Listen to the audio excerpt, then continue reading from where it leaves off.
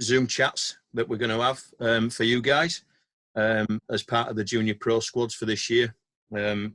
We obviously feel very sorry for you with what you're going through with lockdown. Obviously not what we had planned. So we are going to try our best to make your winters as interactive as possible. Thank you so much for everyone that sent questions in. There's some absolute belters. I am going to try and get through as many as we can. Katie in the office has gone through them all, sifted through, made sure we've got rid of any repeat questions. So, Brez, it is going to be thick and fast, mate. I'm sorry you're going to be fried after this. No problem. But firstly, mate, thank you very much for giving up your time. As we've just seen, 3 kids in the house, not easy. I won't even go into how you're getting on with homeschooling. I did notice that you've actually got back. I did notice that you've got back training recently. I saw some Instagram, and you actually look like you're hitting them quite nicely, pal. Yeah, I feel okay. At the minute. I've always been best when fresh because I don't complicate it too much, and it's you just go back to basics a little bit. Well, you never did complicate it, did you? Try not to. But we'll come on to that. The secrets of your success. Firstly, mate, I've got to say, I'm really sorry that I've known you for years, and it wasn't until I actually Googled you to actually get some background on this that I realised what a career you've actually had. It is ridiculous. You get lost last night that I'm going to share with everyone at the start now because I still can't believe that it's actually true. But Brez told me last night that some stato once added up how far he's travelled in terms of running just from his run-up in matches. This is no training. This is just overs delivered in a game up until 2 years ago. This, right, Brez?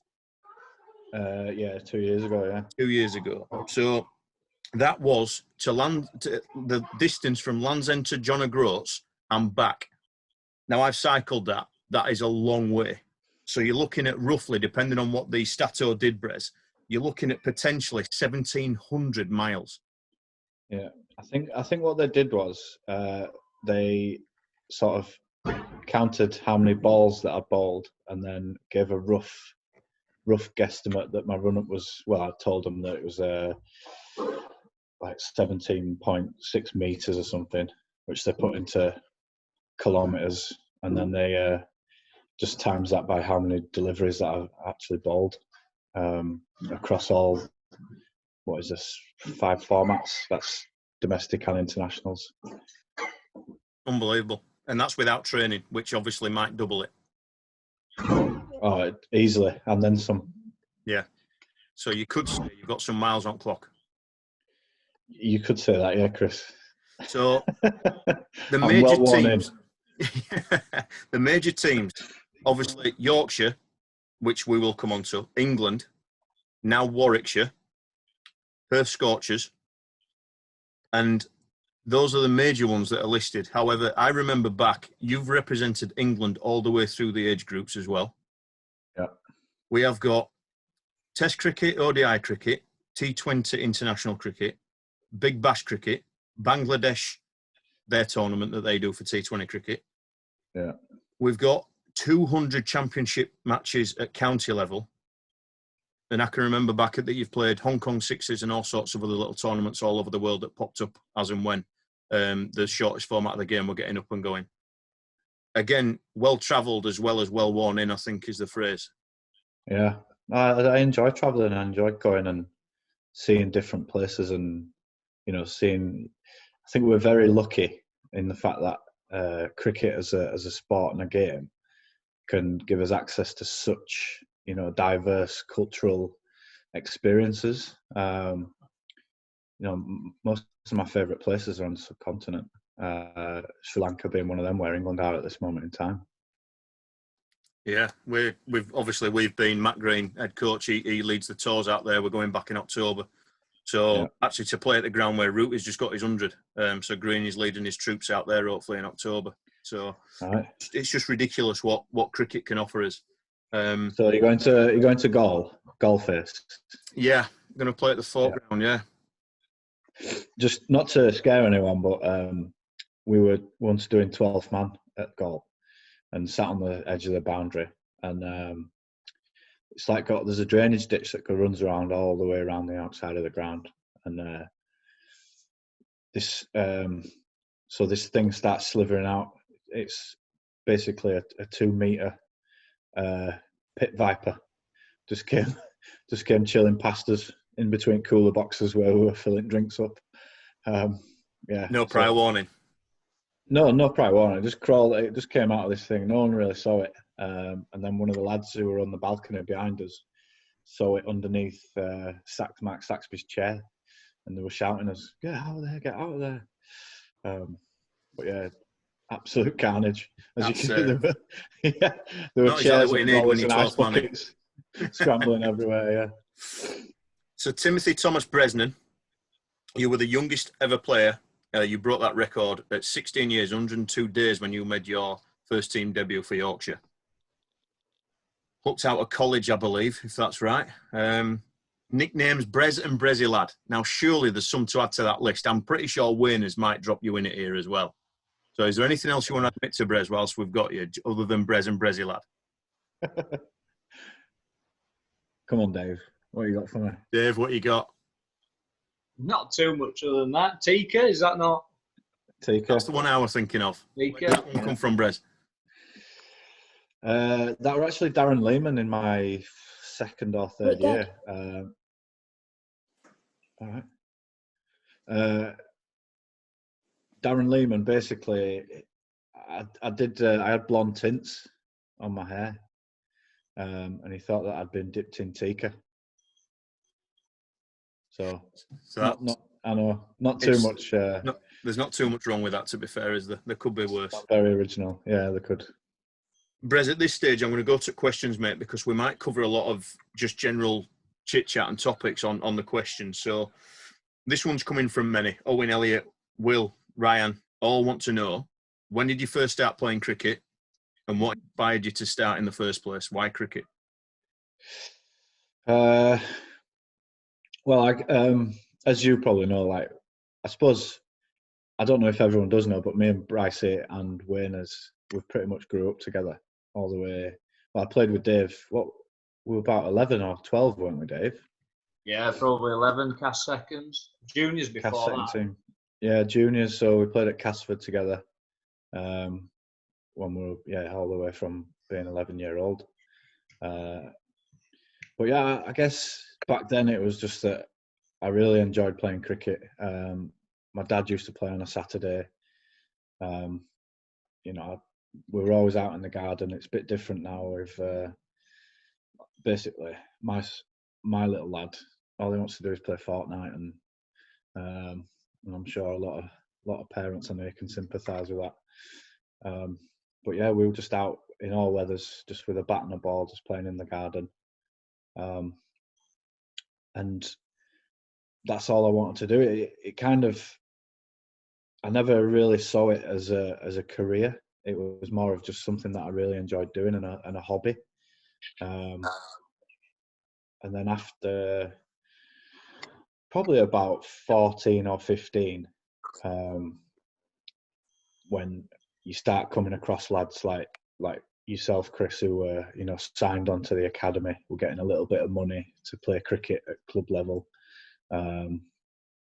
Then you kind of think, oh well, there must be some money in this, and people are obviously making a career out of it. And we had Chris Silverwood at Casford, didn't we, Wayners, when we back in the day, and he used to turn up for nets in his big sponsored sports car. And it was like, oh, look at this is quality. A bit of that. I go for a bit of that. But yeah, it was never something that I thought, oh, I want to be a professional cricketer. It's just something that I really enjoyed doing, felt really passionate about, and sort of just fell into it. Plus, I wasn't really bright enough to do anything else. Well, you've said it, mate. But to make your career at 16, you're playing it down that you never saw it as a career and you just wanted to play and have fun. You didn't have long to stay in that mindset, because at 16 years old, you had that white rose on your top, right there. Yeah, good playing. I suppose that was a little bit of a blessing in disguise. I got that opportunity really young, and I never really looked back. I was sort of playing every Sunday in the old Sunday League or CB40 or whatever they called it, Norwich Union, I think it was back then. And yeah, I never really had that time on an academy or whatever to, making my way in the game. I kind of went from playing under 15s, really enjoying it, and straight off at paper round to playing for Yorkshire in front of thousands of people on a Sunday afternoon, which I got a massive buzz out of it. I didn't. One of the best piece of advice I got was from Darren Goff. Actually, a lot of the guys were playing throughout the week and were getting rested on a Sunday, but they were coming in for physio and rehab and stuff. And it was just before my debut, and Darren Goff was there, just in the physio room. He just went, Young'un. I was like, oh, all right, Goffy. He's like, just go out and enjoy it, lad. Just play like you have been playing. And like that kind of just it relaxed me a lot. And I was like, yeah, you know what? I'm just going to go out and enjoy it. It might not last forever. This might be the last game of cricket I ever play. So might as well just go out and enjoy it. And that's how I've always played my cricket. Smile on your face. Good lad. Yusuf would love to know, how many hours of weekly training do you feel a player needs to be doing in the off-season to be a leading county player at youth level? So again, quite a funny one in that you literally went like that. But what do you know about the other guys that made it in and around your age group? How many hours a week were they doing in the winter?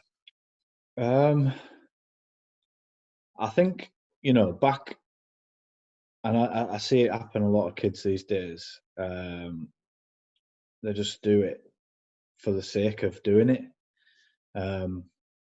If you're doing it and you're really, really enjoying it and you're not getting too tired, then keep doing it. But there's a lot of, do it as much as you can, practice as much as you can, get down for nets as much as you can, like train with different teams, train with guys that are older than you, because that's going to bring you along quicker. But what I think is quality of practice is more important than volume of practice, if you get me. Yeah. I mean, the courses and training camps that you guys are delivering now are far in excess of what we used to have when we were kids. It was basically just turn up, pay 75 quid, whatever, for the winter at Ian Steen's nets, and basically you just had a net, didn't you? Yeah, that's exactly all you did. There weren't any coaching involved. It was just the fact that you were netting at Headingley. And it wasn't sort of even a selection process, even though there were good players there, because the good players wanted to be there. It was just like whoever turned up and paid their cash could have a net. Yeah. And that's what it was, wasn't it? But now things have changed for the better. Things have moved massive, yeah, hugely. Yeah. So you've kind of already answered this one. Will wants to know: did you always aspire to be a professional cricketer? We know that's not the case. This is the important part. Were there times you ever doubted being able to achieve being a professional cricketer? And then it ties in nicely to Jack's question of when you were a young cricketer, secondary school age, so around everyone's age on this call, apart from the oldies. Did you ever have any rejections or setbacks? And if so, how did you deal with them? So that doubt of, can I make it? Am I good enough? Am I going to be good enough? And dealing with any setbacks that you may have come across along your way or speed bumps. How do you cope with that? And what do you do to stay on track and stay focused? I mean, this is a tough. I'll answer part of this for you because Brez had such a meteoric rise to fame, stardom, first team cricket, international cricket. You may not have come across many of the barriers or the setbacks that other cricketers may have. As we've just discovered, you were the youngest ever player at one point to play for Yorkshire. We're just free to jump in and help at any point with this, mate. If you know of any lads that have been in and around the setbacks. But Brez, even forward past secondary school, second team level, England under-19s, when you're trying to make it, the setbacks, how do you deal with them? Well, yeah. I mean, to answer your question, I didn't really have many. As a kid, it was always. I found it quite easy, for want of a better word. Well, it's quite an arrogant thing to say, but I did find it quite easy. I didn't get my setback until probably I'd played my first series internationally. That was the first time I ever doubted myself and thought, actually, I'm not good enough to be where I want to be. Because at that point, I did want to be playing for England. But I played in a series against Sri Lanka and we lost 5-0 at home. We got absolutely towelled everywhere. And honestly, I can say that for about 3 or 4 years after that, I was actually scared to bowl at left-handers because Jayasuriya had literally carved me everywhere. It took a liking to you, didn't it? It took a liking to everyone. But there was 3 of them. There was Sangakkara, Jayasuriya, and another one. It's going back a few years, like, isn't it? 2006. So left-handers, I was a little bit, wobbly for a good 3 years after that, and it took me a while to get over that. But I suppose all you got to do is, all I did in the end was just take it back to basics. Realise that, all I want to do is be enjoying my cricket. And I went back to Yorkshire, started enjoying my cricket again, rather than putting heaps and heaps of pressure on myself to always succeed and always be the match winner and always be taking wicket scoring runs. And I just thought, I'm just going to enjoy myself. And that's how I play at my best. As you were talking then, Brez, I've just written down a word that describes everything about you. Simple. So when I mean that with the utmost respect, by the way, when you were talking about the rocky road or the setbacks, you went back to basics and you kept things simple, and that is, well, it's done pretty well for you, hasn't it? Let's face it. Keeping it simple. I hear all the coaches there on top row, Greeny, Waynes, Benkin, I hear them all say it. Keep it simple. Keep it simple. If things are going wrong, go back to basics every time. That is no different for you that's just played international cricket to any age that we've got on this screen right now. I don't think it's any different for anyone at cricket, especially at cricket, which is such a technical game. You can do it so many different ways round, and you can do it upside down if you want, compared to what the textbook says you can do it. We're looking at non-textbook players coming through into international cricket at the minute who just find their own way, and have been massively successful. So there isn't a right or wrong way to do it. It's just find your own way, and just go back to the basics of staying as still as you can and watching the ball is a massive one for me. Good stuff. We've got a lot of people, mate, wanting to know who's your favourite player or cricketing hero and why. I always used to like Sean Pollock. It may be a little bit sort of old for you lads to remember, but as I was growing up, he was the Andrew Flintoff. He was the Ben Stokes of that era when I was growing up. I missed Ian Botham because he was, the 85 to 88, and I was a little bit young. But Sean Pollock was right in that sweet spot when I really started watching cricket, and he bowled thunderbolts when he had to, and he could as well. He could bowl quick, but most of the time he just hit top of off, a bit similar to what Glenn McGrath did. But when he batted, he could score good runs as well down the order, probably 7 or 8, which is how I saw myself. As I progressed in cricket. Very good cricketer. Played at the Bears as well, didn't he? He did. He followed Alan Donald, didn't he? Yeah, he did, yeah. So going back to what Goffey said to you, we've got a lot of questions, all the same one again. What's the best advice someone has ever given you? Just relax and enjoy it. You know, you can pile pressure on yourself. It's not going to help. You know, nerves to a certain extent can be a good thing, and I think a little bit of nerves is a good thing. But especially when you're practicing training, just go and enjoy yourselves. You know, it's supposed to be an enjoyable game. You know, it keeps you fit, gets you out of the house, gets me away from the kids. I just signed a 5-year extension. straight into coaching. Yeah, but just relax and enjoy it, guys. Like, keep it simple, relax and enjoy yourself. Great stuff. So going into the next question, if you could go back in time, give your 15, 16-year-old self a tap on shoulder, and give yourself some advice, is that exactly what it'd be? Keep it simple, relax and enjoy it. Yeah, I think so. Yeah, either that or invest. We'll leave that one there. That is a technical question. Yeah, buy some Bitcoin, you idiot. Don't you mean Facebook? Yeah, totally, something like that. So the route that you took to become a professional cricketer is something that Elliot Lewis and Jack wanted to know. I think we've covered that one through just how fast it actually went. But do you want to talk us through the actual process, Brez, of playing for your club, representing your area? Yeah. So where do we start? Townville or Cass, start there.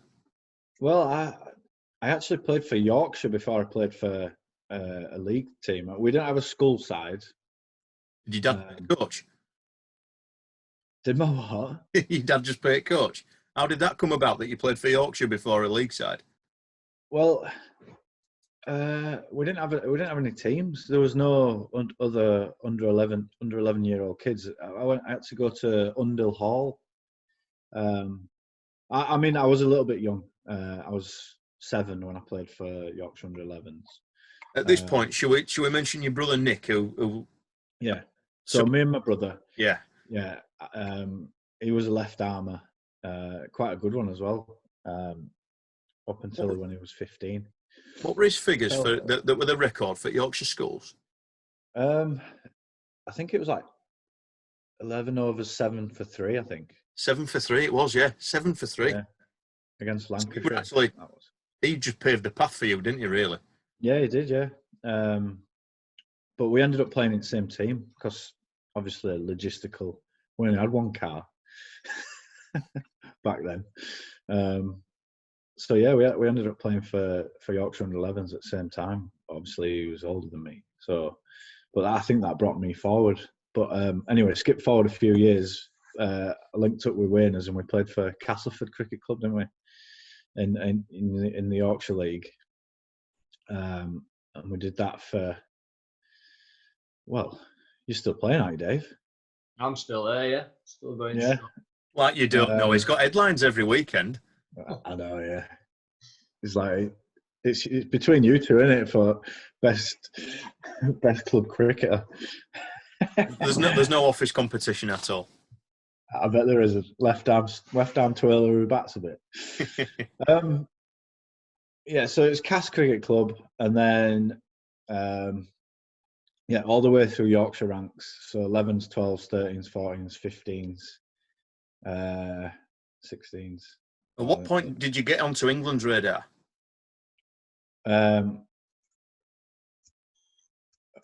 Bunbury Festival. What year is? How old are you then? 15's, that, isn't it? Yeah, so under 15s, Bunbury Festival.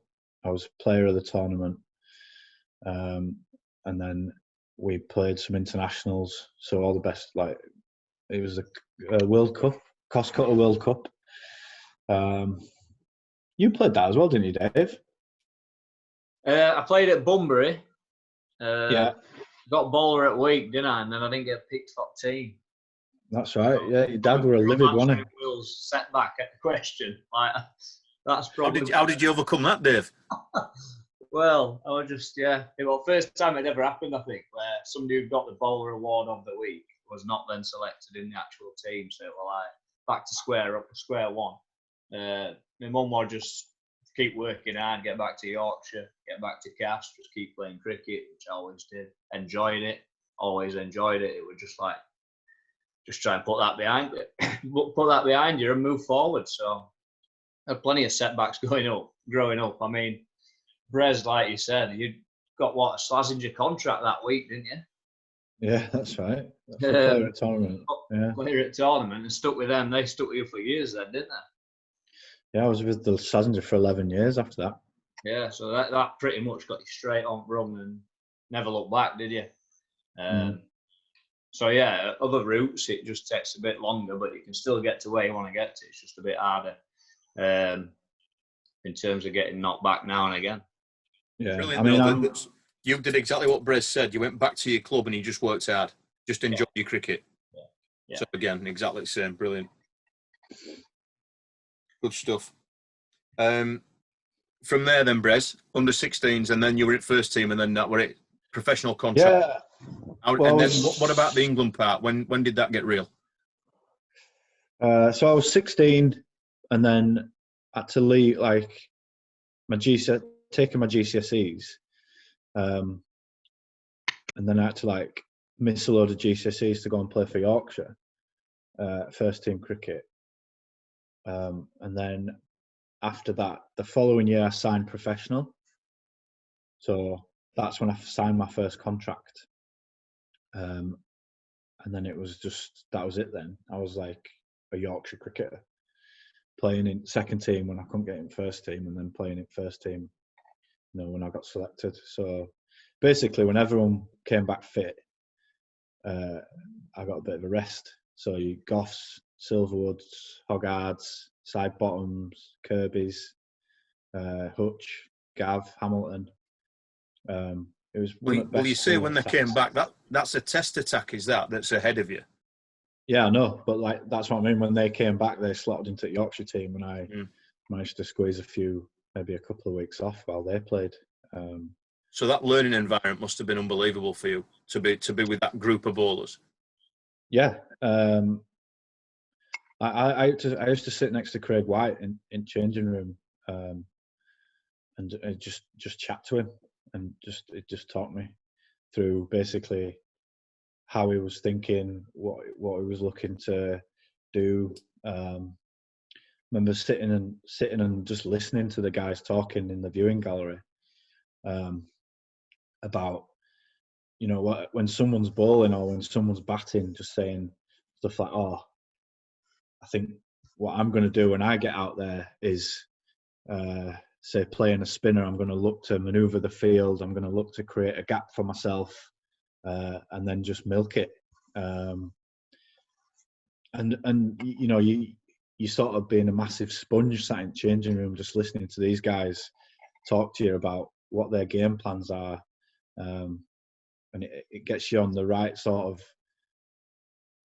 mental track, just to think, right, well, what am I going to do when I get in there? I'm not just going to walk in and go take 3 or 4 balls and just have a look and then start thinking where I'm going to hit him or where I'm going to score my runs. Like, you've already should have worked that out before you actually walk out into the middle. Interesting you said that. I'm going to take that phrase, that be a sponge. For anyone on this call, when you're with any of the coaches at any of your sessions, that's a great bit of advice, just to be a sponge. Take it all in, filter through what works for you, and then you will get your little playbook that's your game then. Cracking. Do you have any superstitions, Brett? Zach wants to know if you've got any superstitions that you do before a match that bring you luck. It used to be. What are the weirdest ones? What are the weirdest ones you know of? It used to be about 8 pints of Guinness and a curry. We'll edit that bit out. But you can't get away with that these days. Not allowed. Times have changed. No, I personally don't have any superstitions, but it's nice messing about with boys that do. Go on, give us a story. Well, there's loads. I'm sure there's loads that you know. Well, Gail is bad for one, isn't he? Because he can't have the radio on an odd number when he's got it the volume button.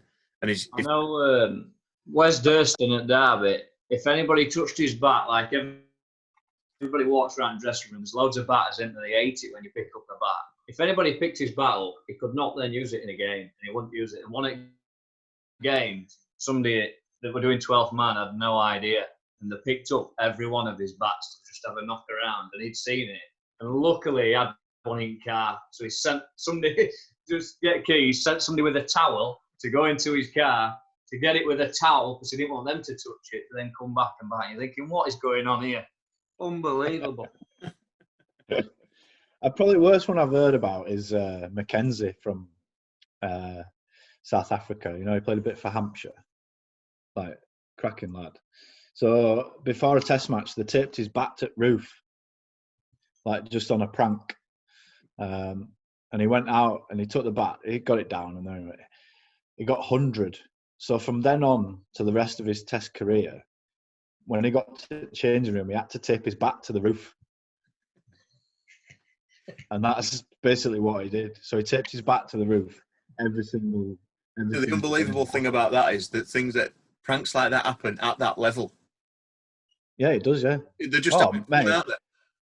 Some of the worst pranks that I've been involved in have been in that level. You just got more time on your hands and more resources. Let's just say you've got more resources at your disposal.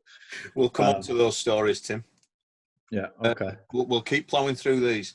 Now, this is obvious who this is. Me and my twin brother sledge each other all the time. How do you mentally prepare yourself for the comments you may hear? You're already doing it. Like if you're sledging your twin brother, the only way to get used to sledging is to get sledged and be sledged. So that's a great grounding for you. I also had a brother that used to sledge me. Just one, or did they not both? Well, yeah, both of them did, to be fair. Has it kind of gone out of the game, that, with stump mics and stuff like that? Is that kind of gone? I know there's a lot going on at the minute between Australia and India, but with the stump mics, has that taken a back seat a bit? No, I don't think it has. It's a bit more. It's a bit. I suppose it's just a bit cleverer, for want of a better word. You kind of have to do it, away from the stump mic. So that's why they'll kind of, if a batter wants to have a go at someone, they'll walk to point or, away from the umpire as well.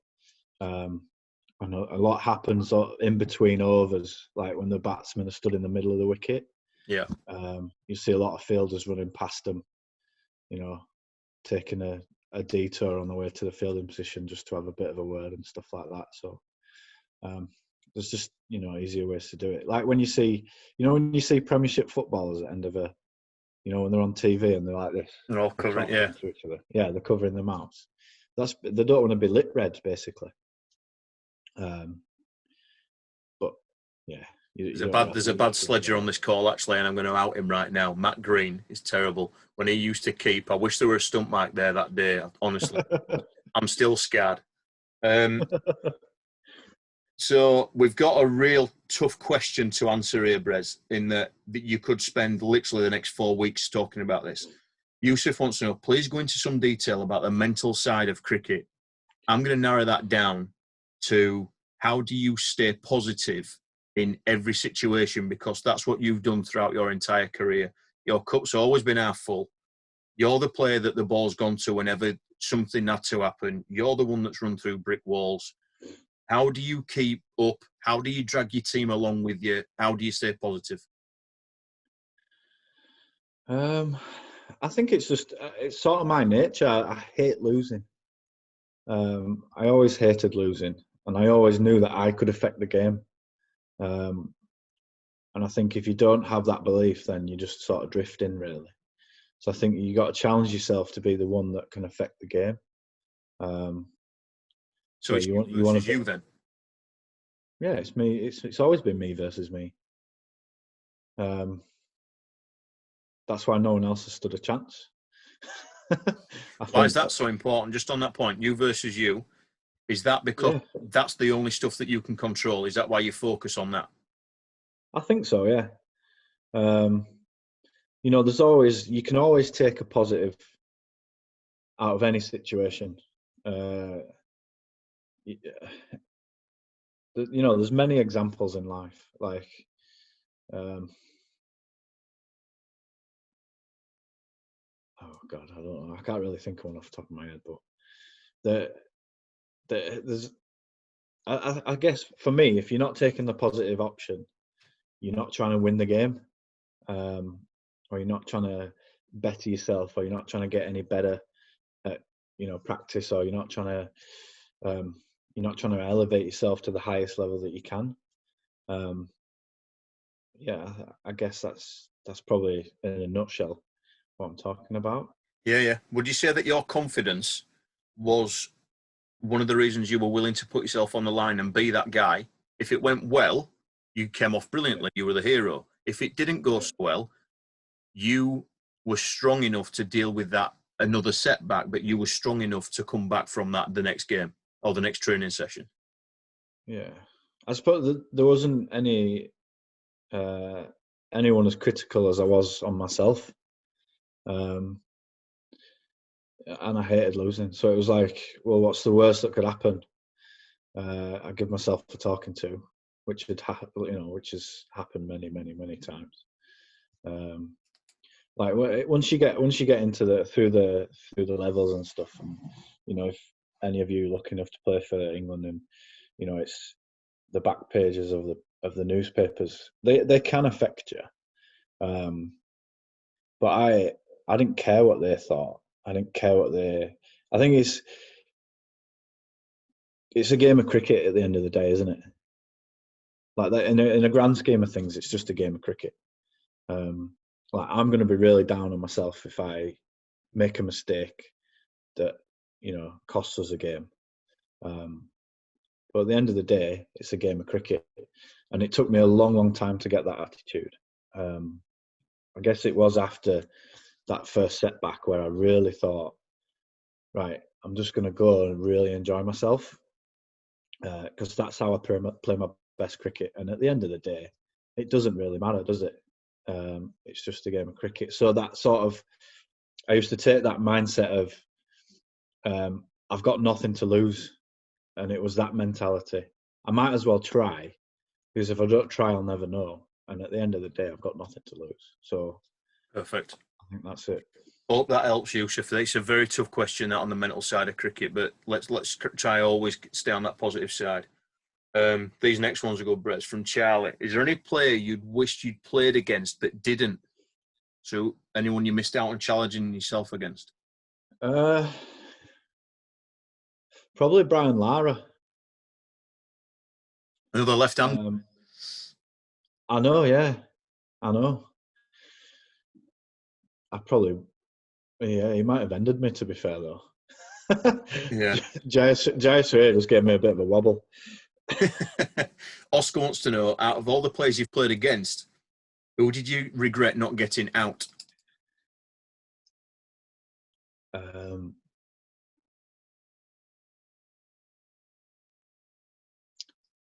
This is going to sound really crap as well, but I'm quite arrogant. I can't think of anyone that I didn't get out.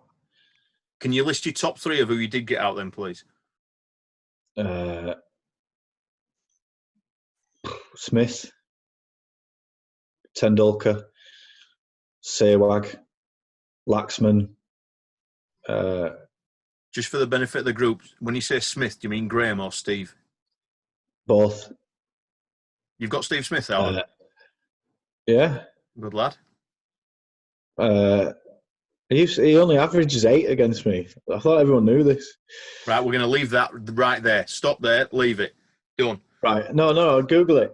I've Googled you for the last 24 hours, mate. I'm bored of it. My history looks terrible.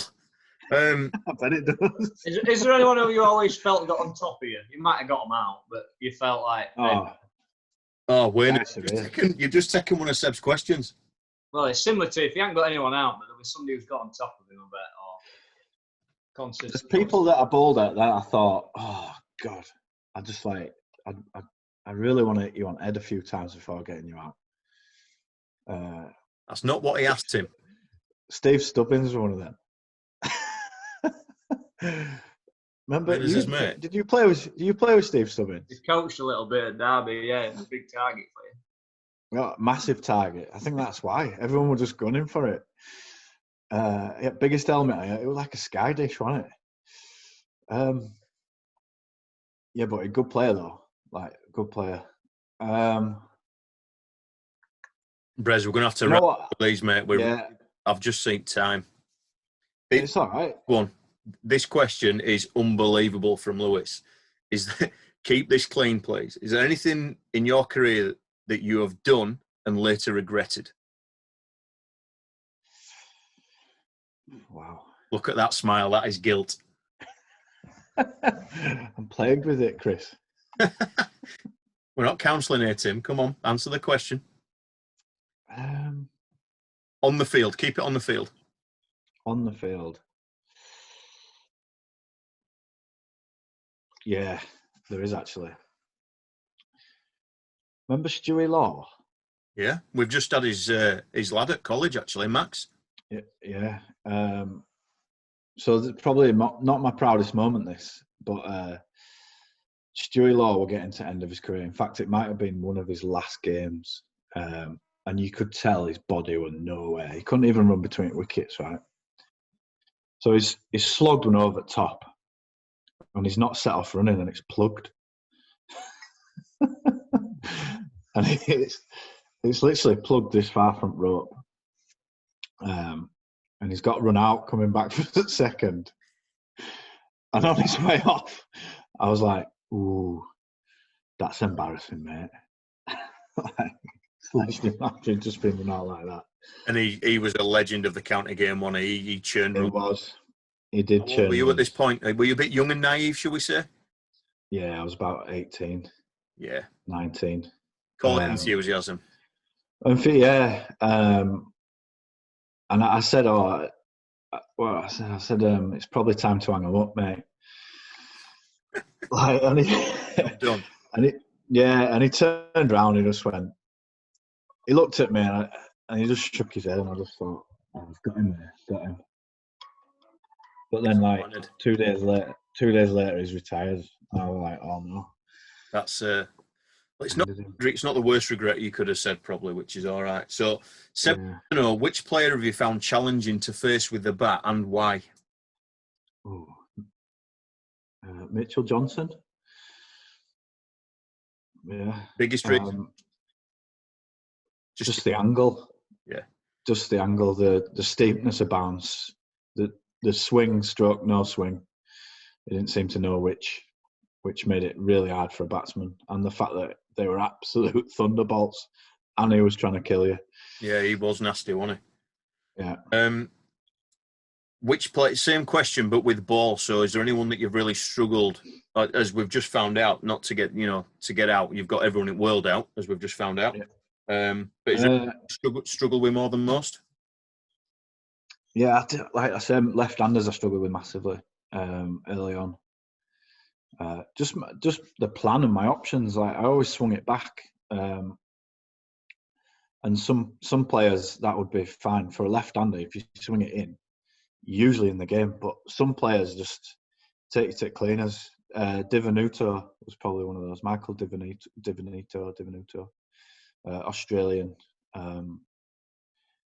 It just walk across his stumps and smack you over mid-wicket, and you're just like proper head scratcher. I don't know what to do now. And they drag you wider and wider, and then you just stand where he wouldn't walk across that particular ball, and he just slash you through a point. And you're just like. Get spinners on. It's shine off ball yet. Yeah. I like this one from Seb as well. Who did you enjoy playing with the most, either at Yorkshire, England, and why? Gary Balance. Why is that, Tim? Talk about cricket making you friends for life with people, and you meet unbelievable people in this game. Gary's one of those. He'd do absolutely anything for you. He's one of my best friends, like one of my best mates. But I think we played the game in the same way. You know, you want to leave it all out on the field, but then you want to enjoy where you were and who you were with, so your teammates, create a team environment, let your hair down, have a beer. You know, and Gaz, just an absolute legend of a man, legend of a human being. Good stuff. Favourite cricket ground to play at and why? That's Zach and Seb. Newlands, Cape Town. Always crops up. Everyone says that, don't they? We love it when we go there. You can't. What's not to love? What is not to love? Place. Fantastic. You've got beautiful scenery. It's a beautiful cricket ground to play at, and you know, you're the best cities, one of the best cities in the world as well. Absolutely, can't wait to get back there. Nico wants to know, what's your highest run score in 4-day cricket? Best bowling figures in T20 cricket? I know that one because I googled it. 169 at Durham against Durham. I think we put on about 400 with Johnny Best, or 400 plus. He got a double century. And then 6 for 19 in the Roses. The infamous Roses. The infamous. I'm going to jump 3 questions here. I'm going to jump 3 questions. Tom, I'm assuming, there he is. Tom is just celebrated, so it is Tom Riley. So, related to your 619, your body slide against Lancashire, your knee slide, is that your best ever celebration? It probably would be, yeah. It's probably my stupidest celebration. Like pure emotion. 32-year-old shouldn't be running around doing knee slides. Picking Carl Carver up. Well, yeah, physio and S&C went absolutely berserk. Like they went nuts at me.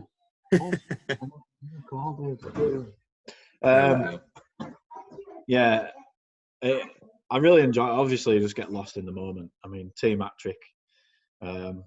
Just got 4 wickets in last over to win this game. It was just absolutely mental. Crowd was going mental. Just the right amount of rain, weren't they, on pitch as well? It was dewy, yeah. You know when you're like playing footy and the water it just before you walk, like, and it just gets that bit of skip. Just had a bit of that on it. I hope you get some money every time Sky Sports play that back way, because you'll be doing all right. Love showing that. Seb wants to know preferred format of the game and why. It's changing over time. I think it was Test cricket because I'm obviously a purist. There's nothing better than a Test match. You know, for 5 days cricket to sometimes go down to 10 needed in last over, or one wicket needed off 3 overs. Like, I think that's the most intense you can ever have. 5 days of a game to get to that point. That's just class. But recently I've turned around into T20 because I'm old and it only takes 90 minutes and I only have to bowl 4 overs. What about T10 then, where it's 2 overs and you're off in God knows how long? Yeah, I've never experienced that yet, but I guess I think T10's a bit short. Like you can change a game in 1 over of a T20 game. So I don't think it should be. It's basically a flip of a coin. It's T10. I don't think it should be. What is the most embarrassing? What your most embarrassing moment in cricket, or the funniest moment you've witnessed? Either or from Lewis. Oh mate, so many. One of the funniest things I have seen, but not funny, depending on your take on it. We're playing in a T20 game. It was actually on TV. There might be some footage of it. A ball's gone out to deep square. Jack Rudolph's picked it up and gone to throw it in. And he's shot a pigeon out at Sky. Like, literally just down this bird. You might, I don't know if there is footage of it if you want I to remember YouTube seeing. it. Yeah, I do remember seeing that. There's definitely footage of it. And the funniest thing about it was Jack has gone and picked this bird up. He's taken it over the boundary rope. You know, they leave it a good 10 yards away from the crowd, don't they, the boundary rope, just to stop fielders running into boards and stuff. And this guy has run out of the western terrace, jumped the fence, gone onto the field, and started giving this bird. He's trying to give it chest compressions and knocked him out. Great meal. It was Brilliant. definitely worth getting thrown out for that, I reckon, for the comedy value of it. Lewis has asked a belter. What would you say, in your opinion, not stat, is your greatest achievement in cricket? As we know from the start, the list is endless as to what you've achieved.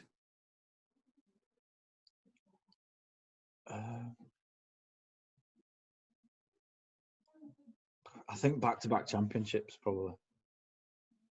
I think, but go on, explain why. Why does that beat the Double Ashes? Why does that beat the T20 World Cup?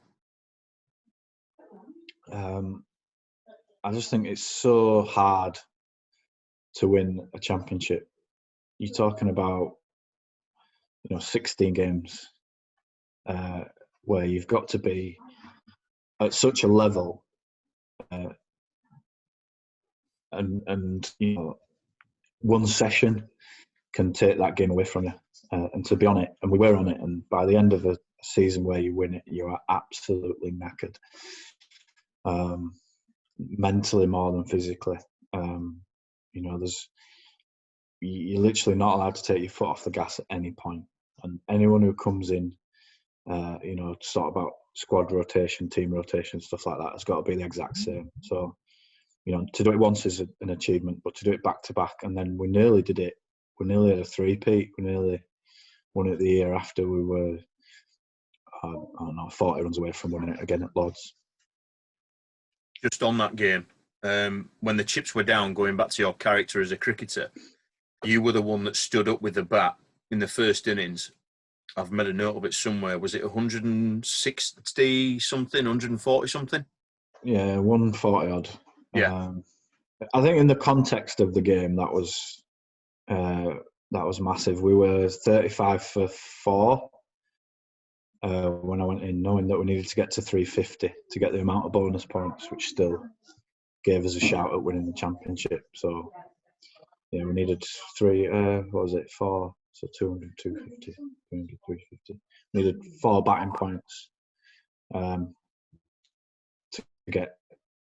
to have any chance of winning the championship, and then we needed to win the game as well as getting those batting points, which we didn't manage to do. It was a special era. Yeah, nervous times those.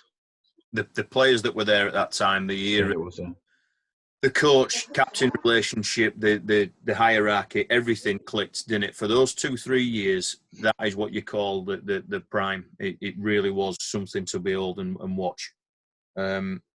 You've kind of already answered this, but there's a second part to the question that's really important for any junior cricket, so I'm going to ask it.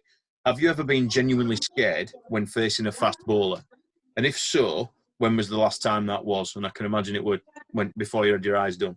But more importantly, how did you overcome it? So how did you overcome that fear to get in line or to be able to score runs up against that bowler?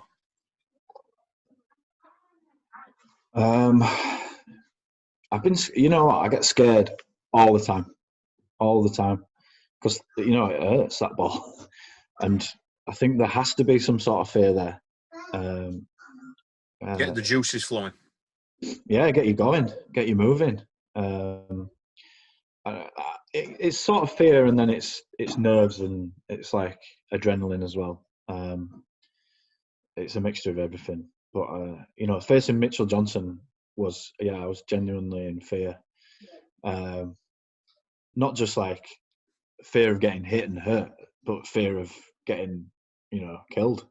Because he wasn't messing around. He was trying to kill you.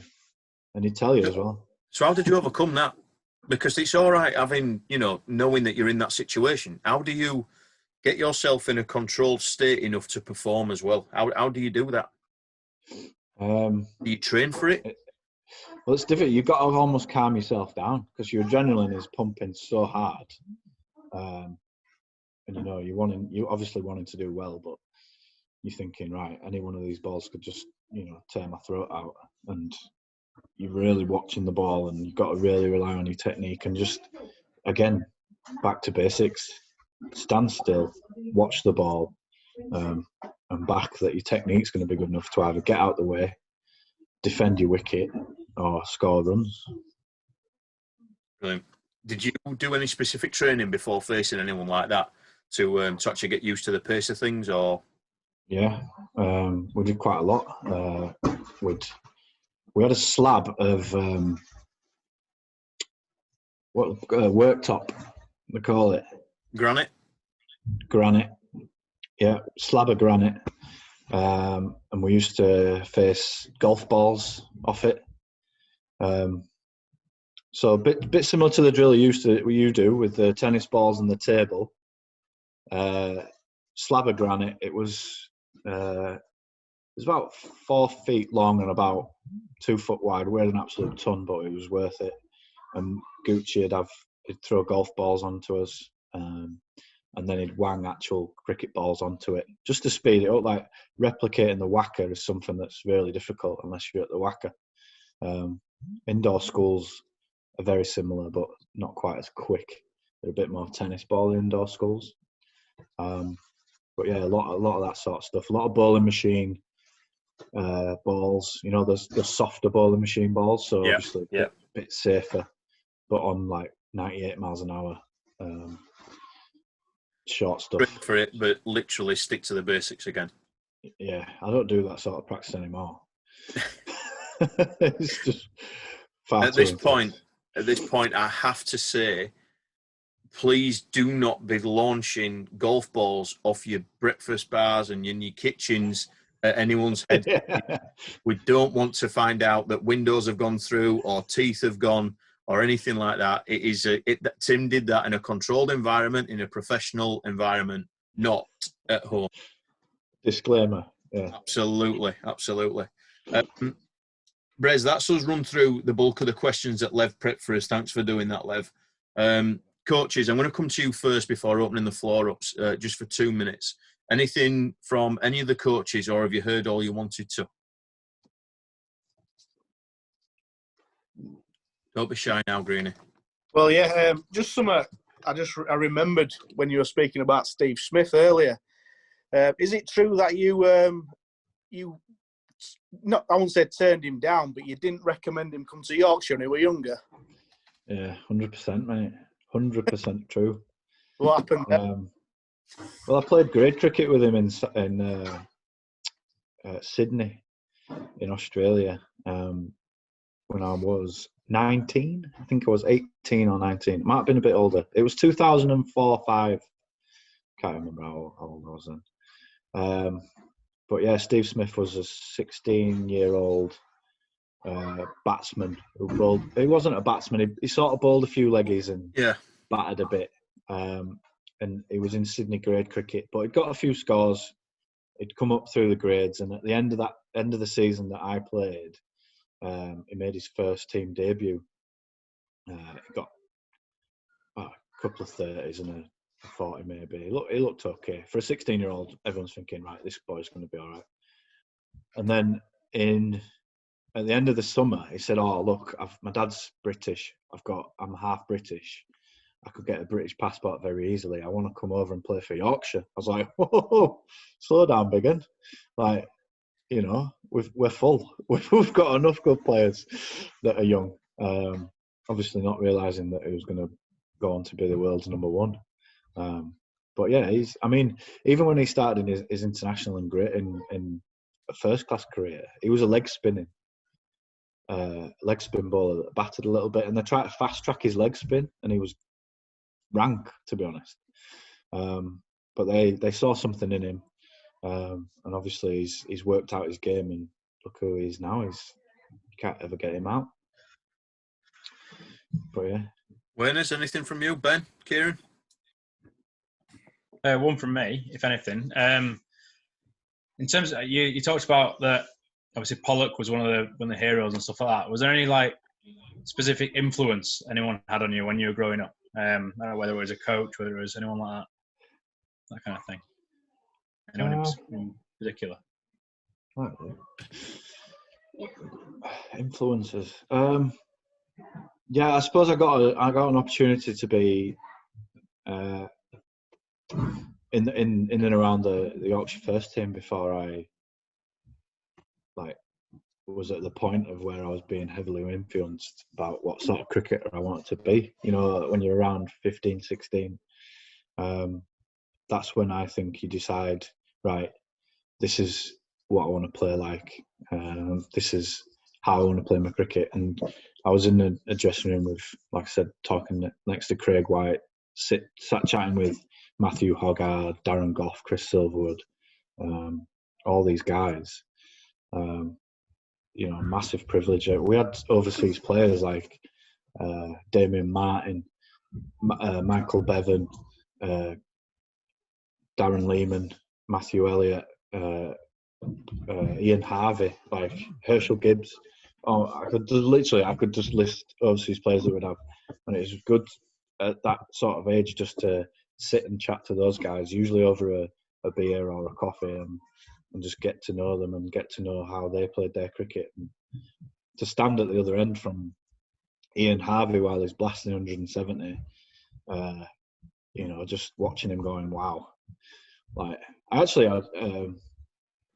he's smacking it everywhere, Ian Harvey. In the middle of that, I get any half volleys? And he's just going, that was on half volleys, Mike. And you're like, actually, they're not. He's just whacking it on the up through covers, and you're like, wow. But yeah, like, just experiences. You talk about people around you, and feeding you. Those are the influences, not the ones you see on Instagram. Oh. Stu, Lev, anyone else? I've just got one for you, Tim. Who's been the best coach that you played under, and why?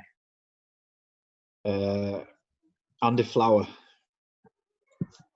I think he's probably the toughest human that I've ever met. Like, expects excellence at every given opportunity. Never, you know, mediocre was just not good enough. Less than 100% effort was not good enough. And, you know, he was slightly scared of him as well. Just, you know, if you're thinking, if I piss this bloke off, he's gonna knock them bells out of me.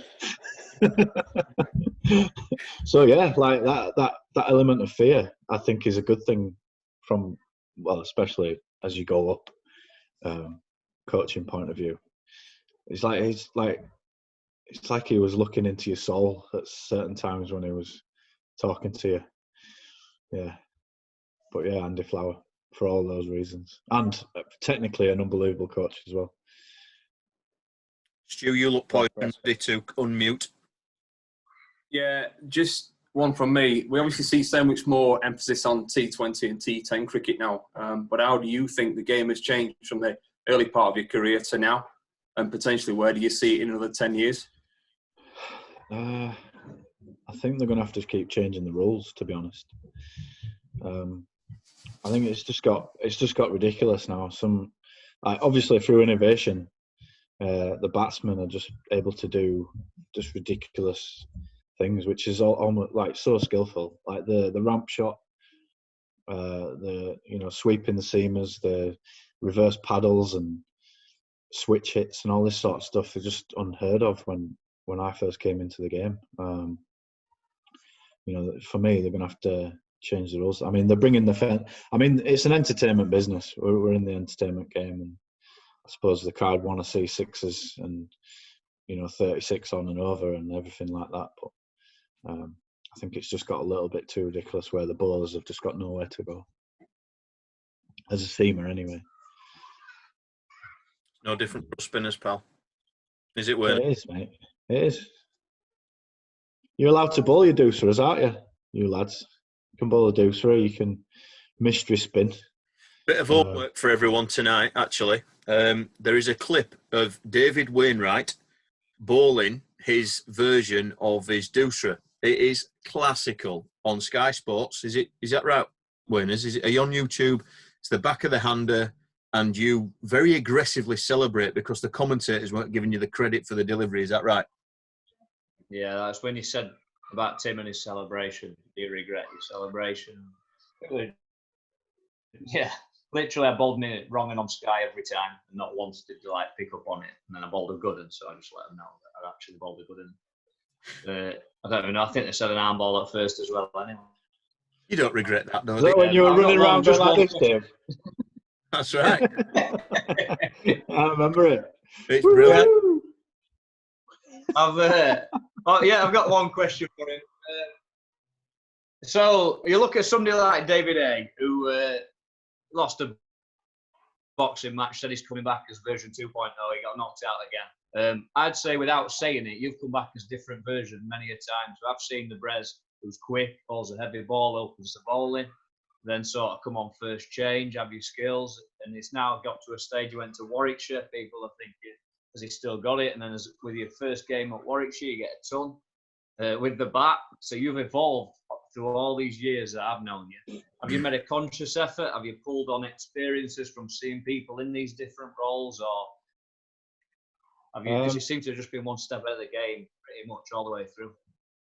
Yeah, 100%, Dave. I think if you're not evolving and not learning and not trying to be the best version of yourself that you can possibly be, and I am well aware that after 4 elbow surgeries that I can't bowl 85 plus mile an hour anymore. I had to sort of diversify and just think, right, there's more than one way it's going to cap. Just look at the way that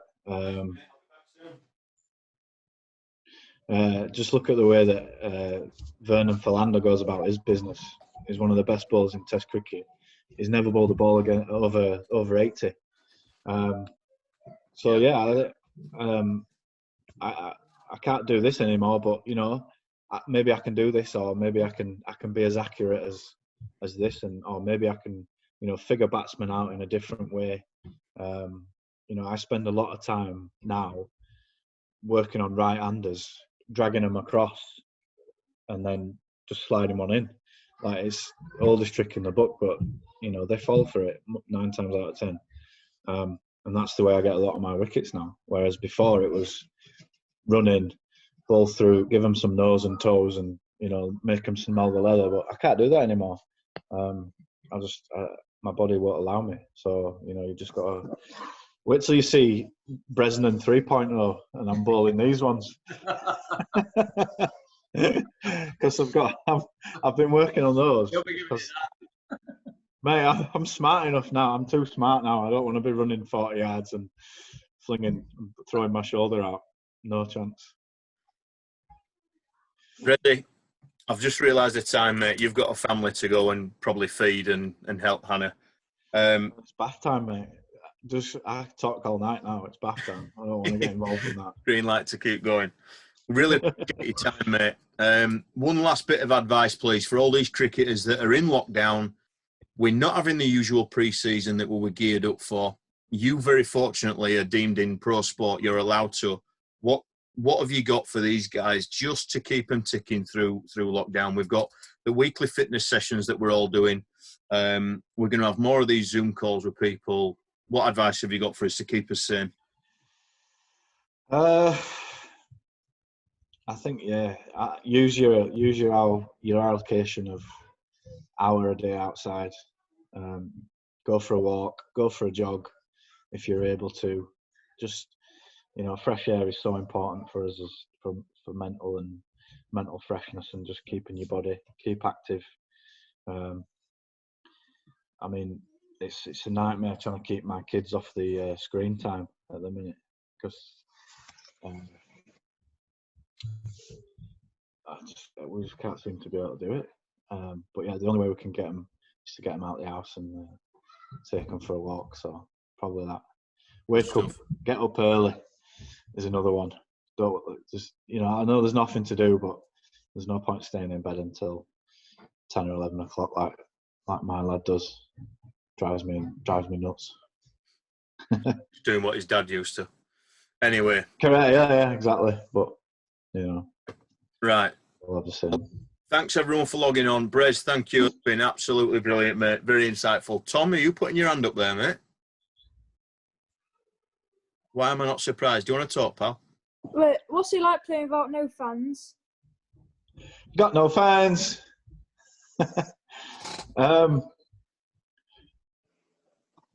Yeah, it's weird. It's like eerie. It's like I don't know. It's like playing club cricket again. To be fair, you got more fans at club cricket last year than we were allowed to have at professional cricket. So,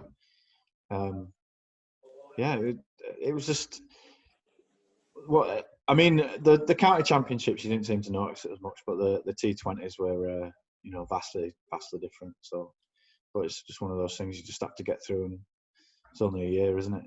So hopefully it's only a year. Yeah. Hopefully.